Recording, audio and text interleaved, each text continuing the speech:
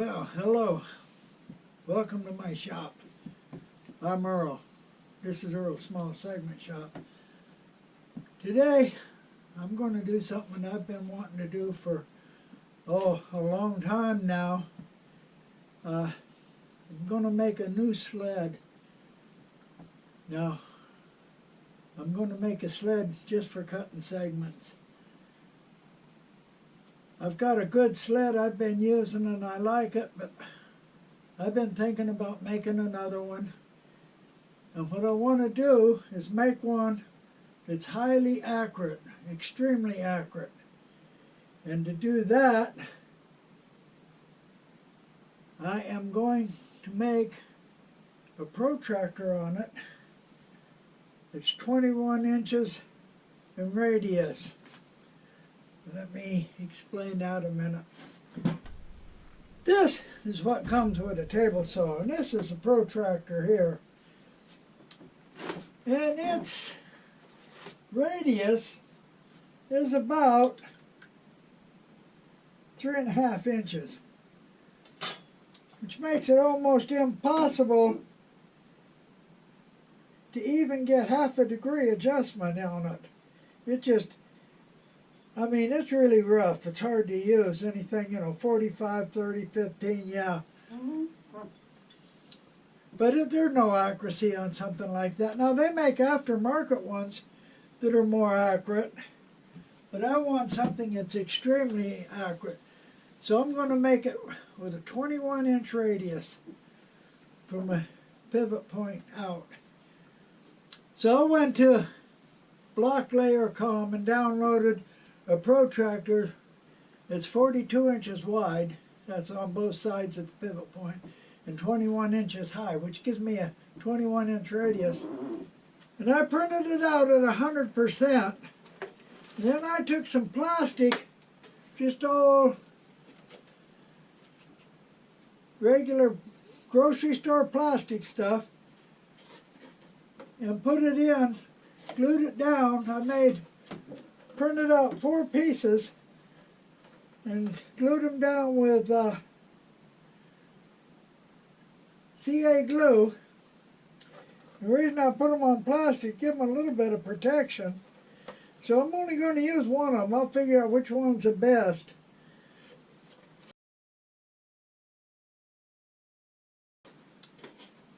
And then I'm going to inlay it in the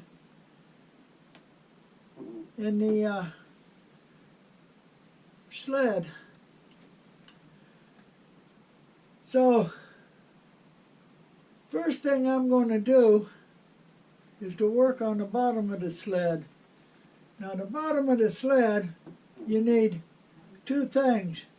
You need a guide bar to go in. It has to fit good and it has to fit tight, and yet it has to slide easy. And I seen one that they got an adjustable guide bar you can buy. Wow, what a good idea that is. So I ordered one. I got it. Got it right here, adjustable. Works great, except for one thing. It's only 9 inches long. My sled's going to be 24 by 24 inches. So it's going to be virtually worthless. So, back to making a guide bar. So I made a guide bar from very hard wood. This time I used Purple Heart. I run it across the jointer first to get a perfectly straight side. Then I cut it a little bit wider than what was necessary and brought it down slowly. Now I can bring it down with a planer, but I used a drum sander. Planer would work. I brought it down slowly to where it just fit. And then I buffed the sides up with a Beal buffer system.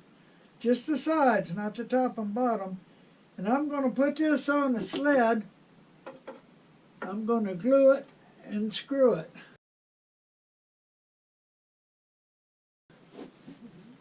Now, when I put it on the sled, I want it in 6 inches so that when I run it the first time, the saw is going to cut about 1/8 inch off the edge. So I use this to space it. Set it on the edge and put it in and set the spacing on it. So I got it ready to glue on. Also what you need on the bottom is some sleds. Now you can make sleds out of most anything. A good oily wood works. You can use ultra high molecular density plastic, UHMV. But I got this as, actually I had a piece of Cocobolo that got cracks in it, wasn't good for segments.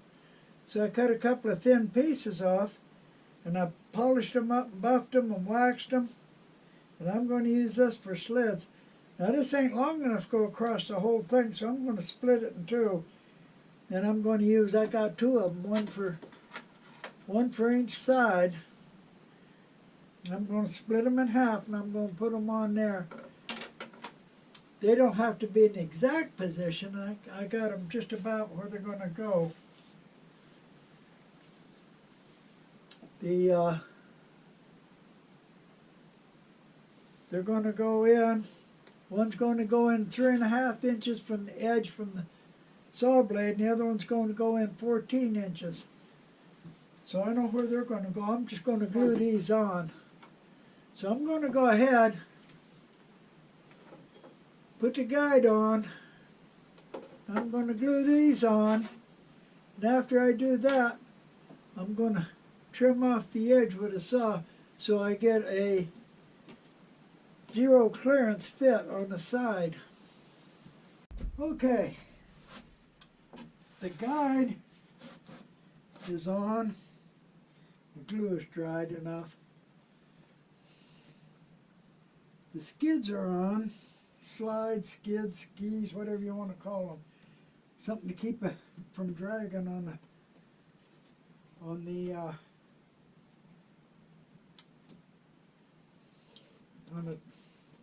saw. So the next thing I got to do is run it through and cut the edge off. Give it a zero clearance. So just run it through and the saw will cut the very edge off. So I'm going to do that now.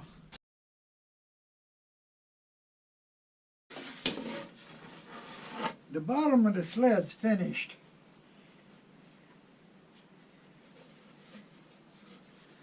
It's got the guide. It's got the skids, sleds, whatever you want to call them. It's got a T-nut right here in the corner. The reason for the T-nut, 1/4 inch T-nut, is that's going to be the pivot for the fence. The fence just pivots up against it. It don't have a permanent pivot. It just pivots up against a 1/4 bolt. Fits in there into the T-nut. So the bottom's finished. Now I got to do the top. And the top has got to have T-tracks in it.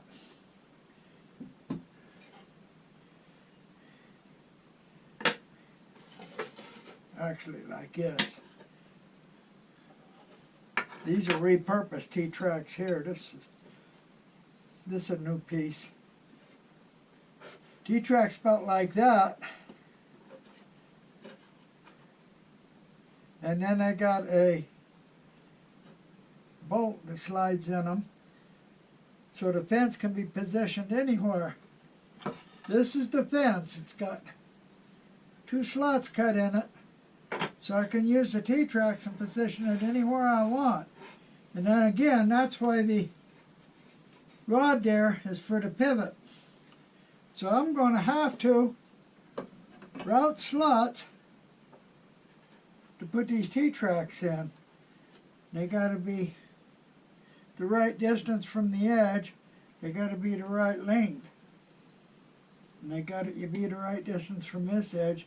I got to leave room enough to put my protractor piece here. So I'm going to measure out. I'm going to set up the router table I'm going to route a couple of slots in it. I've got the top routed out. One slot's nice and clean. The other one ain't so good. I made an error here, but it's okay. I got to take these T-tracks and epoxy them in now. A little bit of epoxy, put these T-tracks in, then let it set for a day. So yeah, basically epoxy it and put the T-tracks in. That's it. Right now,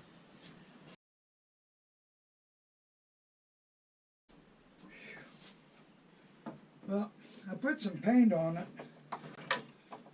I put a brace across the back because I routed it all the way to the edge. Probably don't need it, but I put it on there anyway. I put a T-nut here in the corner as a pivot. I put it on the back of the fence. Before, I always put it on the front. Well, I found out real quick it don't work on the back, so I moved it to the front right here. So this is going to be the pivot point for the fence, which works good. Now, to put the fence on, I'm going to use these bolts in the T-slot and these handles. So I'm going to put these in and put the bolts through the slots on the fence.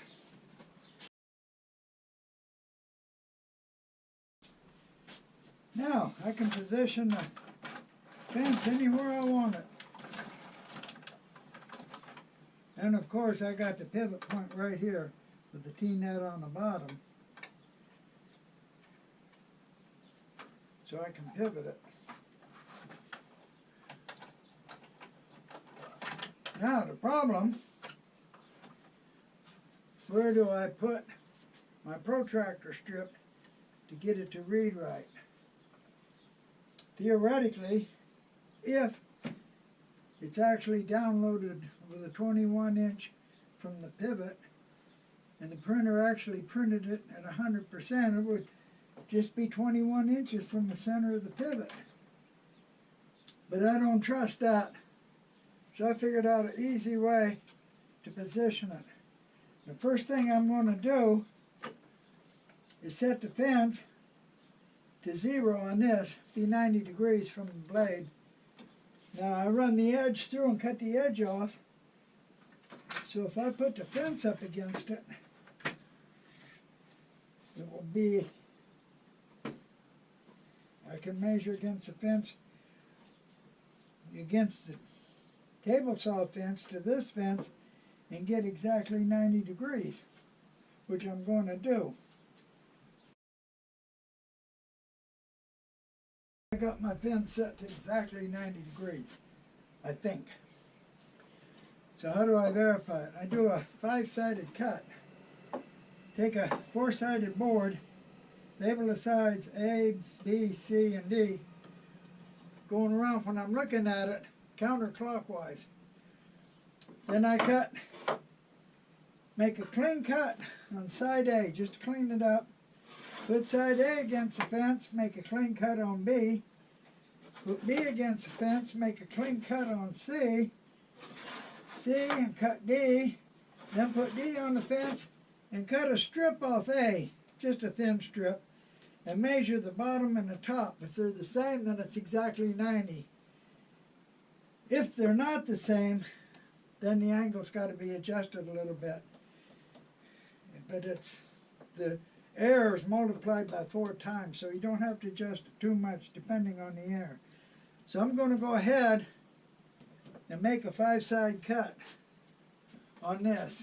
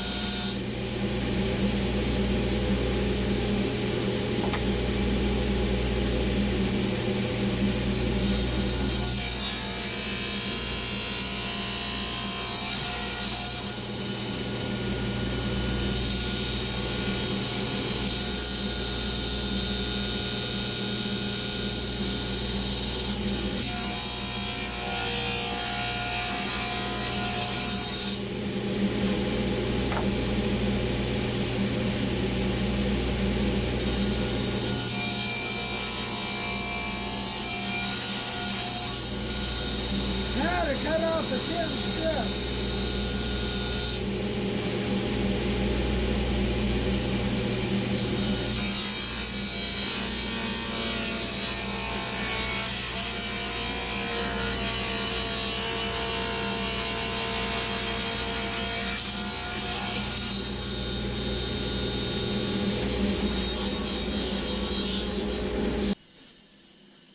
Now measure the strip that we cut off, measure the bottom, measure the top,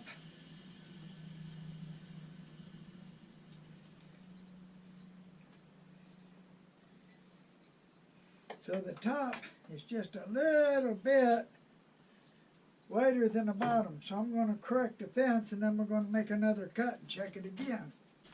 Okay, it took me a few tries to get it, but I got it.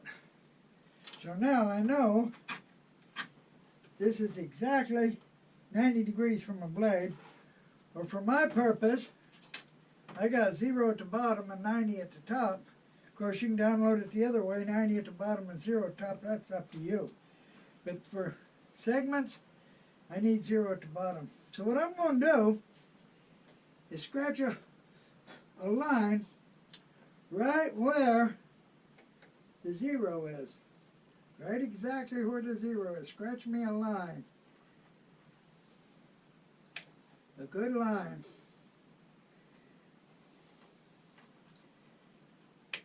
And I can put the 0 of this right on that line, but I still don't know exactly how far from the center. So, there's an easy way to do it. I figured it out. And that is, describe a line at 30 degrees. And then match both lines up. And I say 30 degrees because 0 degrees or 90 degrees from the blade, you can cut a 4-sided block and verify it. At 30 degrees or 60 degrees from the blade, you can cut a diamond 3-sided and also verify it the same way. Cut 4 sides on a diamond and verify it the same way. So that's what I'm going to do. I'm going to set it up for 60 degrees from the blade, 30 degrees for my purposes, and then I'll cut a diamond to verify it. So I'm going to go ahead and just set it up and do that. Same way I did the 0. It took a few tries cutting it, but we finally got it. So we got the 30-degree angle. I'm going to scratch it right here. 30-degree angle, or 60 degrees from the blade. Okay, now I've got a scratch mark at 0 and 1 at 30 degrees. I've got it lined up now. The 0's on the 0 line, 30's on the 30 line. I got it taped down. So I need to check it one time just to make sure. It's awful close to this T-channel. I don't know. Awful close. Anyway, I'm going to check it one time. I'm going to set the fence up right over the top of it. This ain't permanent, it's just temporary. And just set the fence up at an arbitrary angle right over the top of it.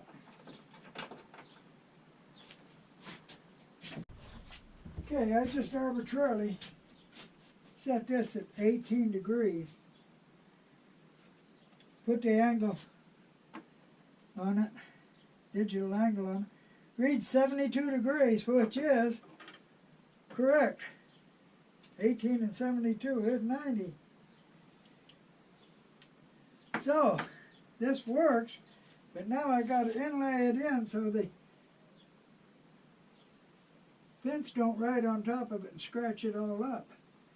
I got to make a little channel for it. It's awful close to the T-track. I'm wondering. What I'm going to do right now,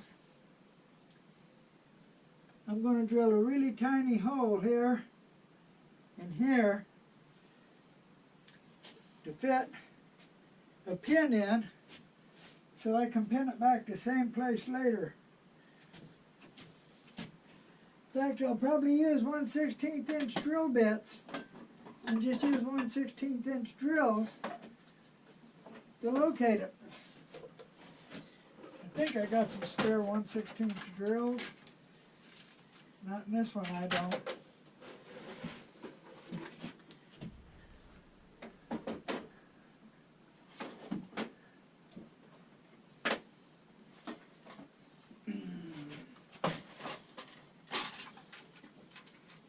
Yeah, I got some really small drill bits here. I can drill 2 really small holes with this size bit, and then later line them up with the holes. Okay, I've got holes drilled to line it up with. Just put it back and line it up with the holes. No problem. The holes go all the way through. I put a block underneath this so I could drill them all the way through.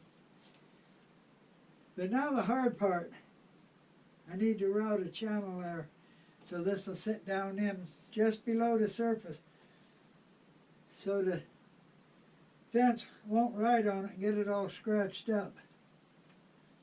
So I'm going to have to rig up my router to route a small channel. I got a pivot point back here where I can route it from. So I'm going to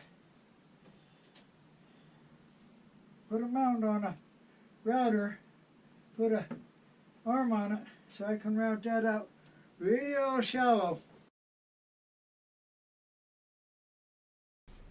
I got an arm put on a router so I can make my arc cut using a pivot point right here, which will follow the curve of the protractor. I'm making a very, very, very shallow cut, just deep enough. I made a test cut on this board, just deep enough so this will be put in where the fence won't ride on it. I know the arm don't look like much, but it's a one-time thing. Only going to use it once, and it's solid. So I'm going to go ahead and route an arc across. I got a stop block so I won't hit my T-track. I'll come stop just short of it. So I'm going to go ahead and route that. Okay, this does fit in here. Plenty of room to spare.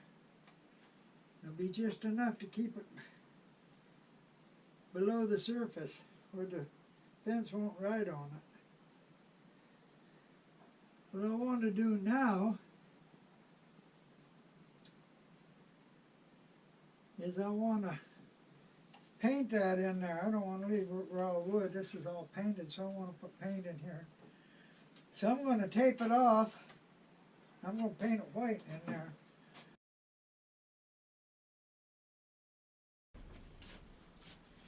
Got a shallow channel routed in, painted it.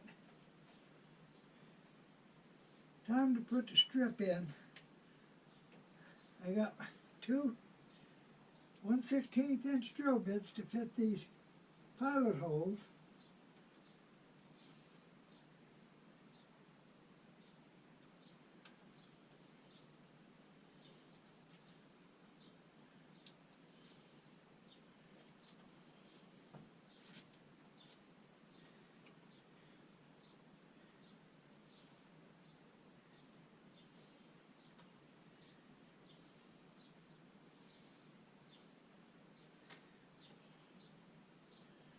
Now,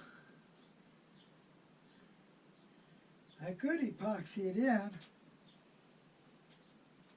but I'm going to use hot melt glue because if I ever want to change it, sure be a lot easier with hot melt glue than it would with epoxy. So I'm just going to tack it in with hot melt glue a little bit. Okay, it's mounted. Don't really look like much. I'd really like to have a metal piece etched out, but I don't. So this has got to do. So I'm going to set it up. Set it up at 11.25.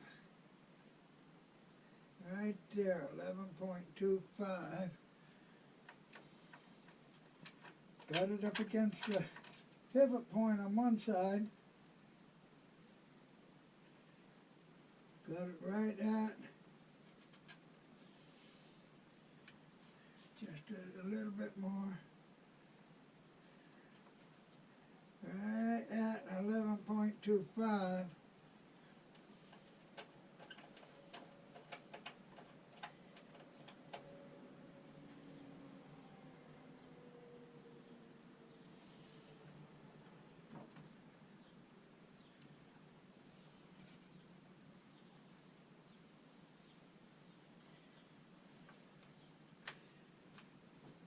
Now I cut 16 segments and put them in a ring and see how well they fit. So I'm going to go ahead and get some junk wood and cut 16 segments. Okay, I set the fence at 11.25 with my big protractor. I cut 16 segments, clamped them up right off the table saw. They're tight. Right off the table saw. Don't have to adjust them. They're tight. So, that's how I built a new sled. I think I'm going to update my old sled too. The old sled's on a nicer piece of plywood. The skids under it ain't as good. And of course it ain't got a protractor, but I can put the protractor in. I can clean up the skids maybe. But it works. It's not the prettiest thing in the world. So I downloaded a protractor, 21 inches tall, 42 inches wide from the center. That gives me a 21-inch arc from the center. Of course, I could have made it 22. It probably would have fit with 22, maybe even a 23. I don't know. That's because I got a 2-foot by 2-foot piece of plywood for the sled. Now, depending on the size of your plywood, you can adjust it. And I only made it go to 30 degrees because in the last 10 years, I've never used anything over 30 degrees. Now, you can make it go to 45. And you can make 90 at the bottom and 0 at the top. I put 0 at the bottom because I'm using it for segments. So I can just read them out for the segment angles. Where I have 0, it's actually 90 degrees to the blade, and where I got 30 degrees, it's actually 60 degrees to the blade. And those two angles, 90 degrees from a blade and 60 degrees from a blade, you can actually use a 5-sided cut and a 4-sided cut to align your fence perfectly before you line up your protractor and put it down. So it's not that hard, and I just checked it. It's accurate, real accurate. So I'm going to leave the place where I downloaded the protractor up there, and then I'm going to I'll leave it back where I mentioned it. And I'll leave my email address if you got any questions. And of course, my fence, I've got a full floating fence with a T-nut and a rod for a pivot. But you can make a permanent pivot and still put the protractor in and do the same thing. I mean, that's strictly up to you how you want to do it. You don't have to have a full floating one. You can pivot at one end, permanently drill a hole through and pivot it. That's easy enough. So, I hope you understood what I'm doing, how I did it, and I hope you got something from this video. And I don't know, maybe I'll get around to doing this turning I've been wanting to do. So, appreciate it. Subscribe, and please come back and see my next video. Thank you.